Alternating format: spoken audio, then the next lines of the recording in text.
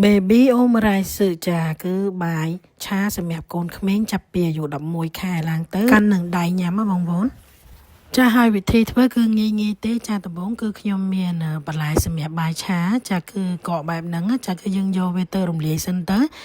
ចាគឺដាក់ចូលទៅក្នុង microwave 600 វ៉ាត់រយៈពេល40វិនាទីបន្ទាប់មកយើងយកវាមកច្រាំរៀងល្អិតបន្តិចចាបាយសមួយកូនចានចាបាយក្តៅ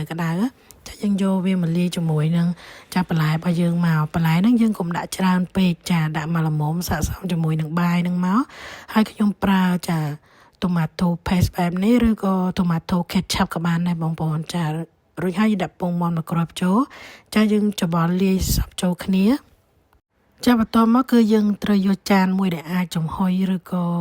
ចាដាក់ចូលទៅក្នុង microwave បានណាចាខ្ញុំយកមកលាបជាមួយនឹងប្រេងឆាបន្តិចដើម្បីឲ្យងាយស្រួលចានៅពេលដែលវាតម្លាក់ចុះមកវិញណាចាំបន្ទាប់មកយើងដាក់ចូលទៅក្នុងចានទៅដាក់ចូលទៅក្នុង microwave ចា600 វ៉ាត់រយៈពេល2នាទីឬក៏បងប្អូនអាចចំហុយនៅក្នុងឡាំងសឹងក៏បានដែរបងប្អូនអាចកាត់ជាដុំសម្រាប់ឲ្យអូនកាន់ញ៉ាំបាន